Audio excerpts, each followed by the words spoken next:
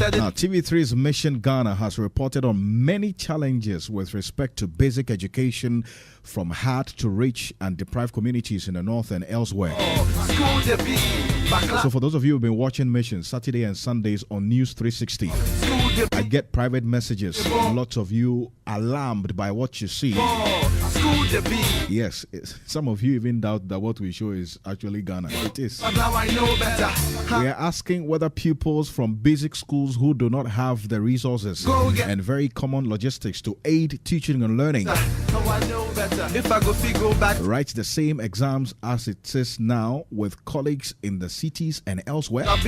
Should BEC be decentralized to help bridge the educational gap? If government cannot put them, that's these deprived communities, on the same level as urban communities, then doesn't it make sense if government meets them halfway? If I go back to senior high, I still wouldn't have. So this is a message we got from a retired educationist in Pandai who watched one of our mission stories and sent us this, that look, we should look at it. It may be a lame position, but in her view, 98-year-old Madam Nupura Aisha, we have got your message, and that is going to be the basis for our discussion this morning.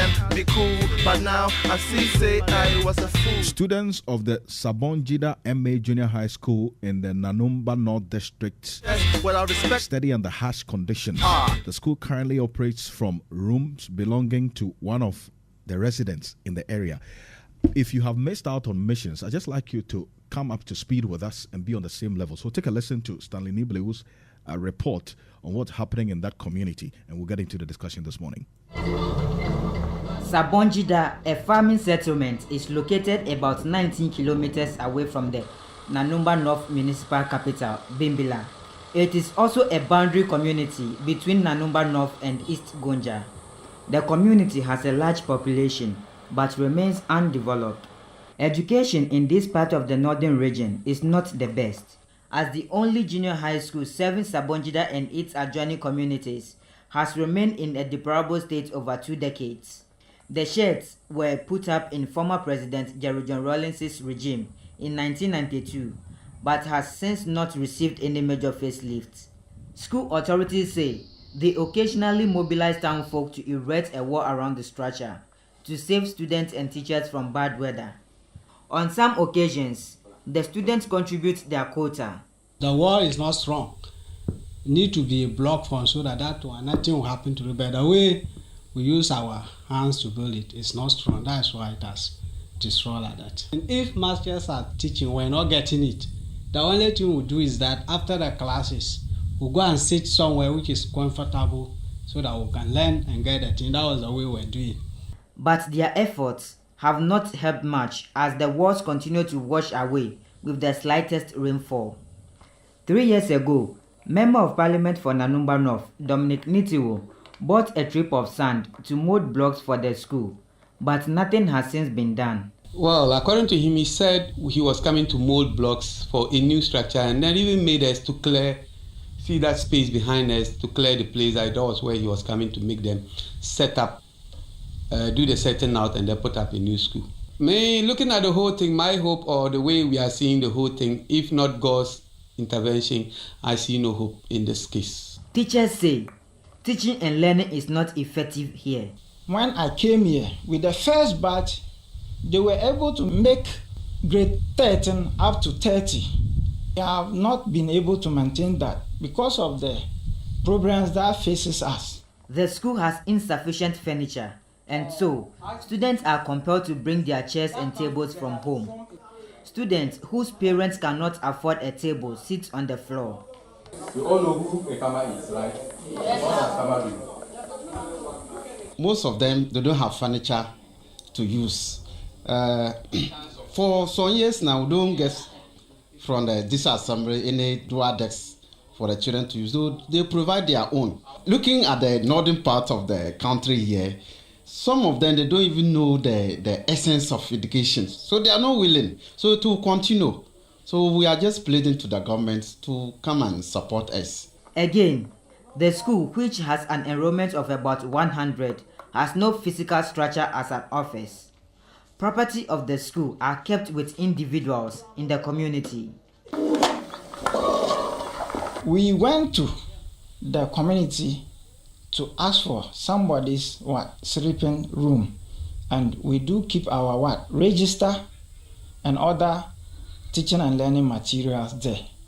Certain times it even the rooms link and even destroy parts of our materials, the school materials and the textbooks that is being provided by the GS. New teachers refuse postings to the school. This teacher, for instance, has provided voluntary service since the last 9 years. They will post the teachers, they won't come because of the structure.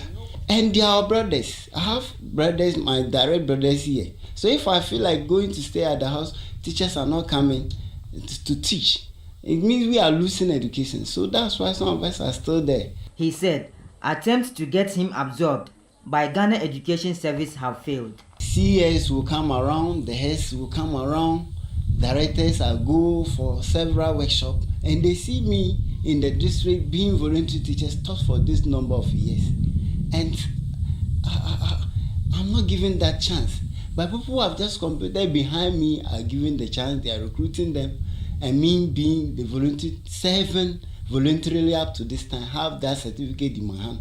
I'm denied the distance, so I feel discouraged. The school has 2 ICT teachers, but for years, information communication technology is taught in abstract because they have no textbooks. To send or to receive information. And that is what we are going to base on to learn what we call ICT. None of the students has seen a computer before, so the mission team showed them a laptop, and this is how they reacted.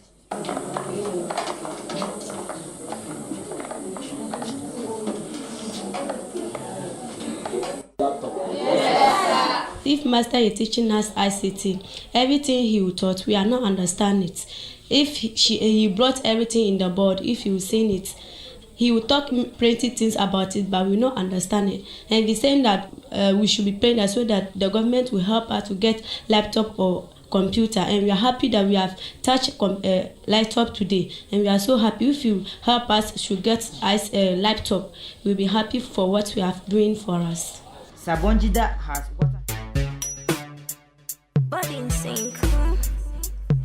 That is the situation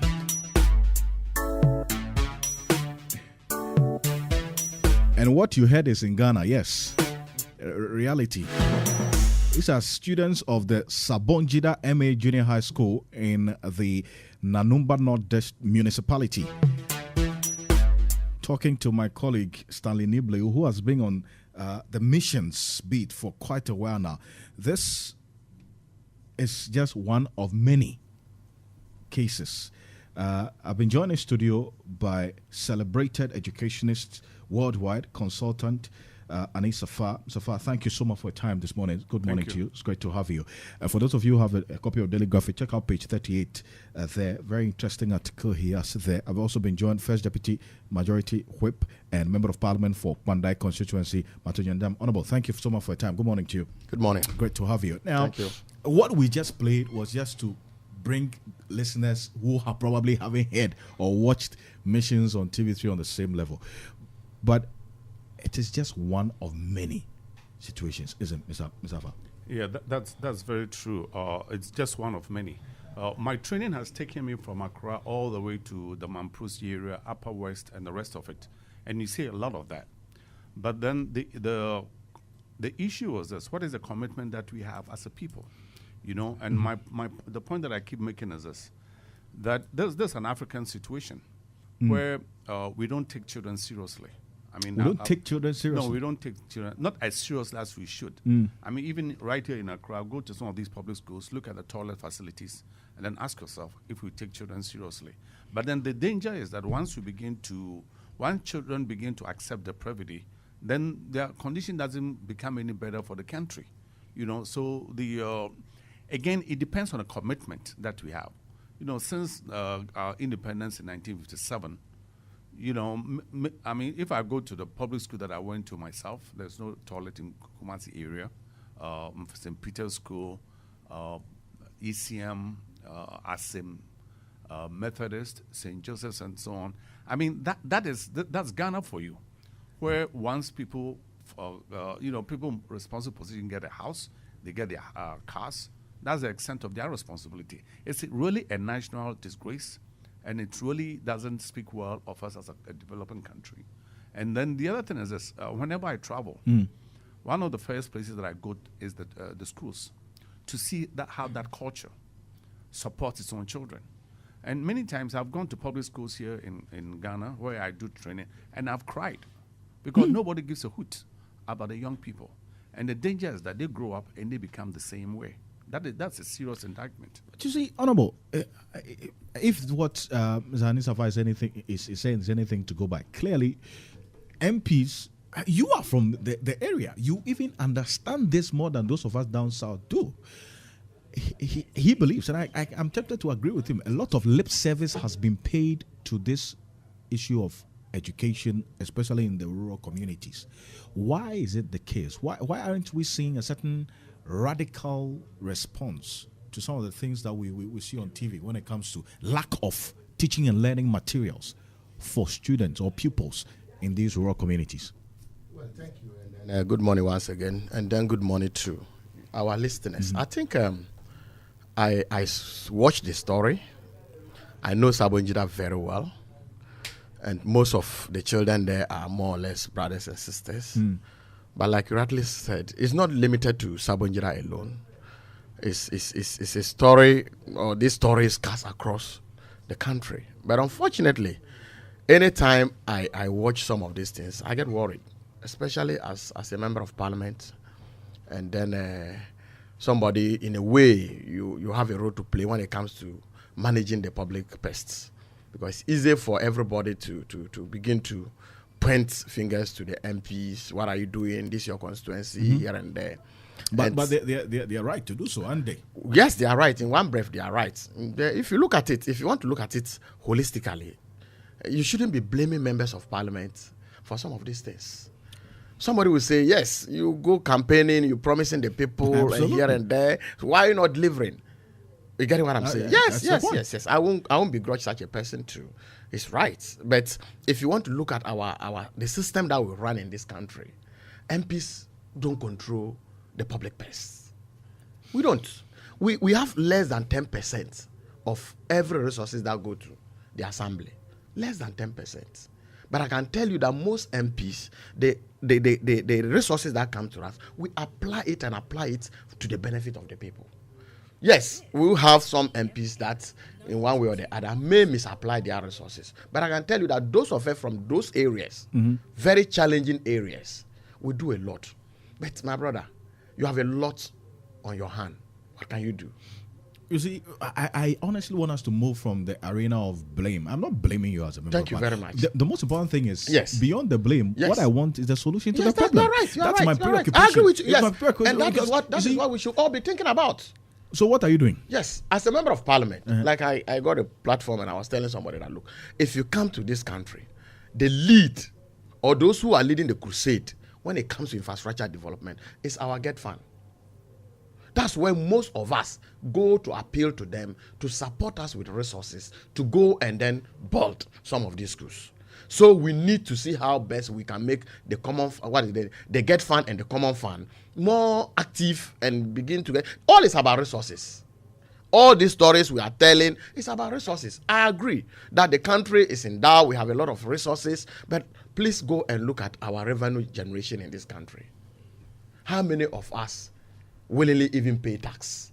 You go to common fund today, they will tell you we don't have enough. Go to GET fund today, they will tell you they don't have enough. But as a member of parliament, we can only advocate. We can only go and lobby for. But you don't have the resources. Mr. Let me come to you. You see, as for resources, we will never have enough. Sure. But have we prioritized education so much that the meager resources, for the lack of better expression, that we have has been dedicated in providing that relevant intervention in education, especially at the basic level? Have we done that? You know, like I told you, where there's a how do you call there's a well, there's a way. There's no will in this country There's for the no will. children. No, there isn't. When Ghana became independent in 1957, I was 10 years old. And I was saying on another platform where the teachers went to the parents to tell them that this is a new day, this is Ghana's independence, let's put shoes on children's feet. And the parents, some of them were goldsmiths, traders, farmers, said, look, I didn't wear shoes when I was a kid, so let the child go through the same deprivation so that they can learn sense. I'm not saying that's what's happened now, but there's the underlying cause of our lack of commitment to the young people in this country.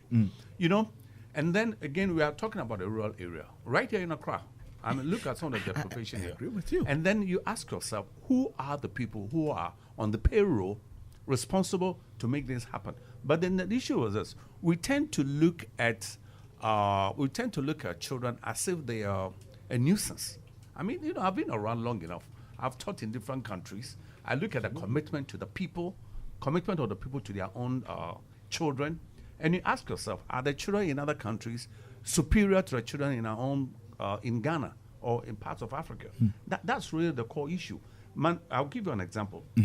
Look at a mother, Fred, who knows that a daughter is in her period.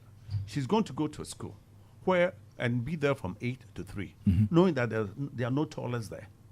But they send them regardless. And then you ask yourself, what kind of parent are we? What kind of culture is this? You know, what we need is the mass education to really conscientize people that the needs of children are very, very important. Ghanaian children or African children are no less important than children in other parts of the world, you know. But then we devalue our own humanity by not taking care of the children that we brought up here.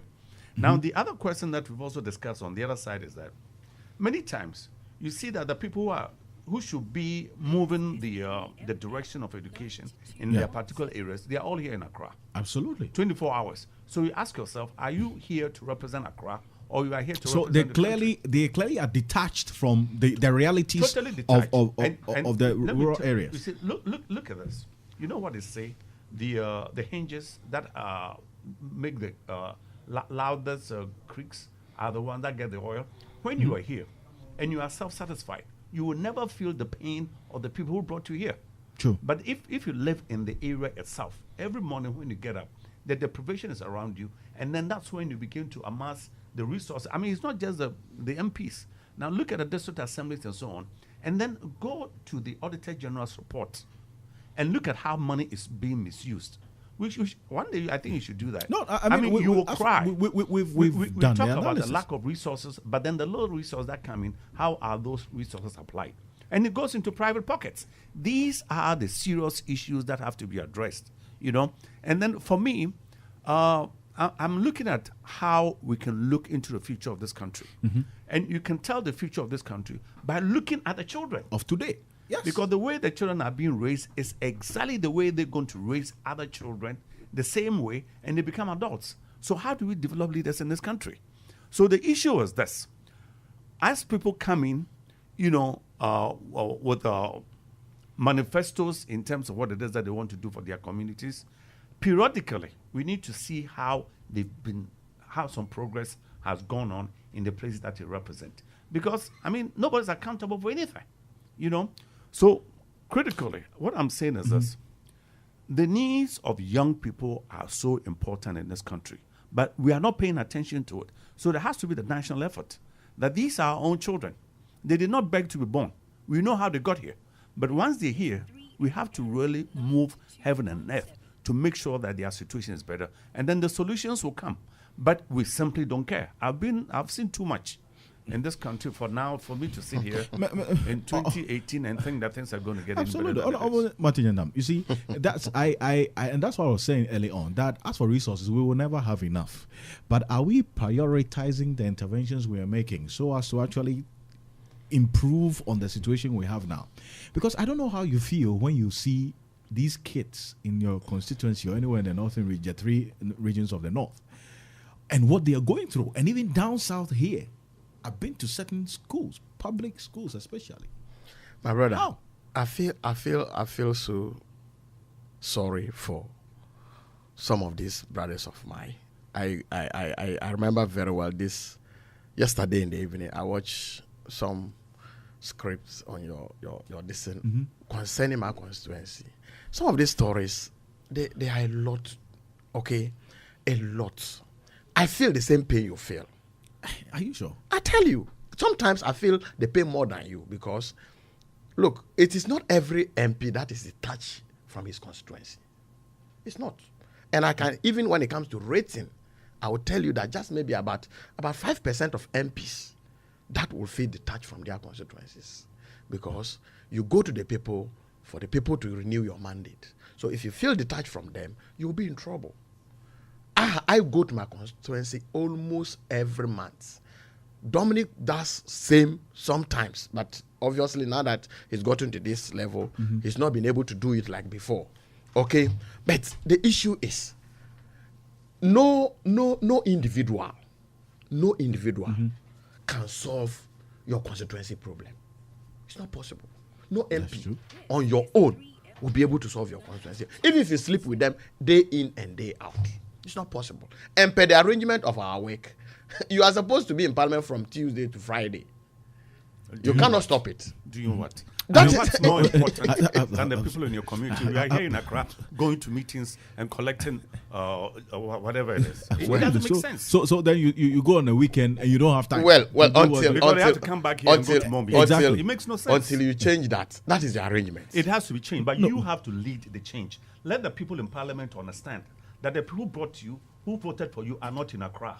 And their needs are so important that you can't spend the rest of your time here in Accra going to meetings. We will surprise the number of hours that we spend on meetings by the time the 4 years have expired. And then you ask yourself, am I here for meetings or am I here to add value to the people in my area? Precisely we have to the change point. all That that. is not the arrangement. But you should need that. Let the people know that, my friend, I came to a meeting yesterday. I'm here for a meeting tomorrow. And I'll be here the meeting thereafter. Is that why I'm here? There are too many meetings going on. That's why this country does not move on. Anyway. We don't get progress from meetings. Okay. The more we minimize the meetings and have actionable objectives, the better it is that we are. Thank what you. are we doing the meetings for? So Honorable, you say that you are sad when you see the children Yes, I do. going through that situation. I was telling him. Because, you see, beyond the sadness, I think that there's sentimental approach to issues of development, and that's what I want us to move away from. Yeah, we all move. You see, anytime I hear a politician talk about the fact that I am sad about A, B, or C, Yeah. when you have the power some way, somehow to change what you are sad about, then I have problems. Okay, so beyond your sentiments, what have you done, even in Parliament, for example, to draw attention to what's happening in your constituency or in wherever you've seen this? Because we are not limiting the discussion to my constituency. No, But yes, I want to expand it. That's why I'm not even limiting your constituency. I want to tell you something. This last year, the period of last year, and entering this year, I'm doing about 3 Get Fund projects, 6 classrooms each for some communities. Last weekend, I want to donate an anesthetic machine to a hospital, and I'm doing a maternity block in my constituency. These others are also doing it. Okay? I see. But if I'm doing 3, I have more than 50 communities. Absolutely. Are you getting me? True. So these are our challenges. But you ask a very good question. Sentiment, yes, doesn't solve problems. Agreed. We in Parliament, the fact that we approve and protect the public purse does not make us the purse holders. Okay? And you cannot tell me that this government, as we speak, is not seeing education as a priority. No. If you tell me that, I will not agree. Because we've all heard the president, Claire, we've seen some of the educational policies he's implementing, and we as a nation, we've seen that there is a different approach. What's happening at the primary and basic level? Yes. No, I want to find out. I mean, you're talking about this government, and so I'll move into the primary and basic. Yes. So the song, the resounding chorus Yes. is about SHS. Yes. Okay. Yes. But Yes. the problems, the teething problems at the basic and primary and GHS level, Yes. we really don't see a clear plan to tackle that. Is there You see, a plan? the FQ program is already in place for the basic schools, where we're talking about free compulsory basic education. Okay, that has been in place for a very long time. it might not be the best. Okay, like we speak. But obviously, it. Yes, that is this one we are what- talking about infrastructure. We're talking about infrastructure development. Absolutely. And I agree that yes, there's a serious infrastructure deficit, which we are all talking about running away from lamentation. Okay, if you go to Get Fund today, I will tell you that they've been conscious efforts last year to put up primary schools and JHS across the country. That might not be enough. Are you getting what I'm saying? I agree with you. Some MPs have also invested their little common fund in trying to raise some structure one way or the other. That is not this problem we are talking about. It's some years back problem. It's a backlog of problem we are talking about. But we are not lamenting. But if we say that politicians we are not we don't like care about the people, like my uncle is saying, look, every country, if you do away with your generation, your youth, your kids, obviously, well, you have no country. You see, you have no country. They say it is your actions that will speak louder than your words. If he's saying that, it's probably because you're not doing what you say you will do. You come and tell them what they want to hear so that they can vote for you. When they vote for you, then you give excuses with meetings. How for That's the meetings? the problem. Like, look, see, let me come to his meetings aspect. You don't expect a member of parliament to be in his constituency all the time. That's why we have sitting DCs. That's why you have a DCE who is resident in the constituency. And the DCE control about 90% of the resources that goes there. So if you say members of parliament should go and stay in their constituencies and you don't have resources and you go and stay in your constituencies, it's the same emotional lamentation that is going to take place. What are you going to do? The point I'm raising is this. We have to be reasonable about it. There are particular meetings that we have to go to because you can't avoid them. But what I'm saying, somewhere along the line, we have to make sure that we are spending enough time in our constituencies. And if 50% of your time is spent in your constituencies, I think that will be good. And not only that, you also need to be visibly aware and working with the people there that these are your concerns and you are there to look at it. You know, again, like I said, if you live in Accra, you will never appreciate the problems in your constituency. But what I'm saying is you need to have the heart, which is what we don't have in Africa mostly. We don't have the heart for the young people, and therefore all kinds of excuses. Look, I've worked with people who are supposed to be, I wouldn't mention what titles they have, and you don't see any commitment from them. It's like, at long last, I've been able to leave this environment. I'm in Accra, and I'm enjoying myself. And then that's when you see the bellies going. At best, you see... What of MPs in Accra? You see a verbal commitment. No, what of MPs in Accra? Where do they stay? I have no idea where this is. I think the basic point he's making is that you went to the people with a message to improve on their lives. Sure. So if they voted for you based on that promise and the conviction they had, believing in your words, then it's just okay that you do what you said you were going to do. Yes, that's exactly what I'm saying. We are doing our best. But you go and you have a whole lot of issues. Your hands are full. You pick one at a time. You cannot, if you're hungry, does not mean you eat with both hands. It doesn't work that way. You take the Moses one after the other. And before you realize you are full. Mustafa, let me come to you. You see, the focus really has been on secondary education. Okay. I know you've done a lot of work at the basic level. And that's why I want to find out from you whether we have done enough, because education is continuous. But whoever is in the primary school today will graduate to JHS, and some of them will fall out and to graduate to the SHS. But the majority of the bigger problems we are seeing is at the primary and JHS level. Has there been enough interventions in there so that we can now say, okay, we are opening the doors of SHS free, everybody should come in? You know, you made mention of it. Education is a continuous process. At the basic level, our prime concern should be children's ability to read and write.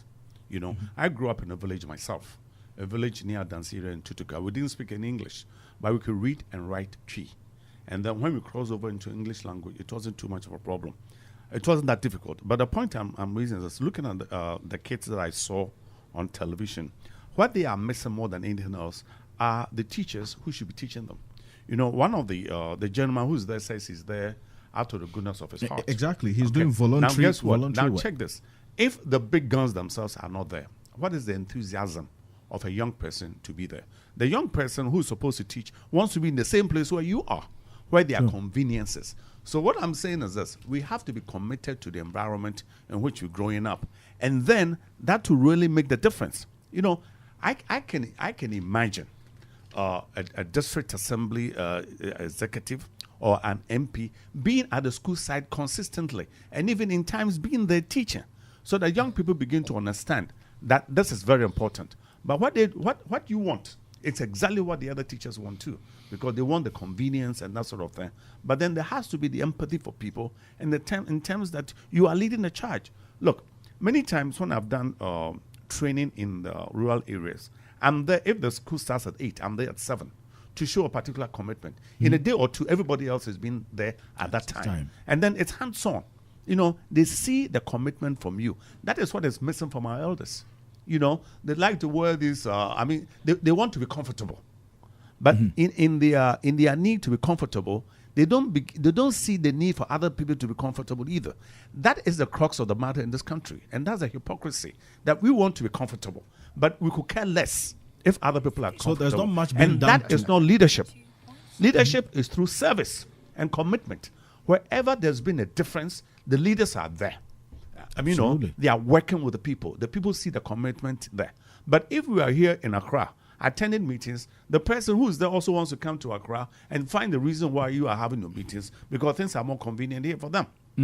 But then what I keep saying is this: Ghana is one of the richest countries in the world. True. You know, so again, when we begin to look at even how we are teaching young people, back to your question again, it's not everyone who's academically inclined.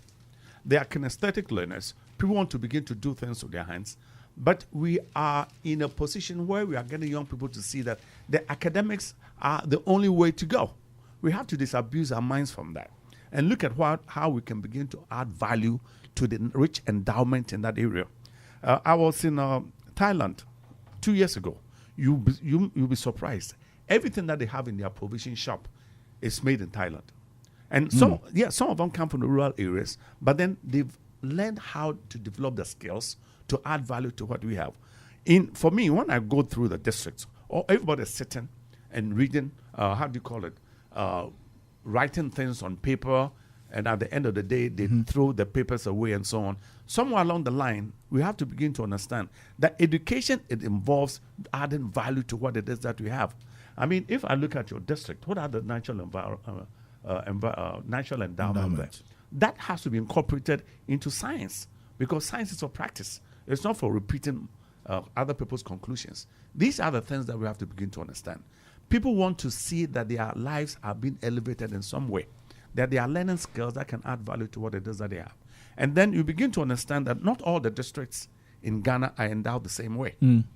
What is peculiar to your area might not be peculiar to somewhere else. But if you go from the approach of science, then what we are concerned about is a skill that can add value to what it is that we have.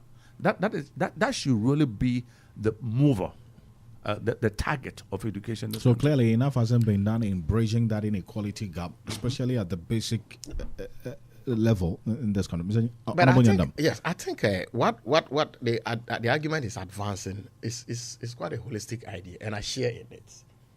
Where we don't think that the only way is to wear a tie and a white shirt and come and sit in the office. If you write exams and you are not able to make it, then they think you are a failure. That is a different approach. And I think that has to do with our educational system, and we need to change. Where we are talking about vocational education now be looked at and then champion it for people who cannot, in a way, excel in English and mathematics, and those things can also benefit.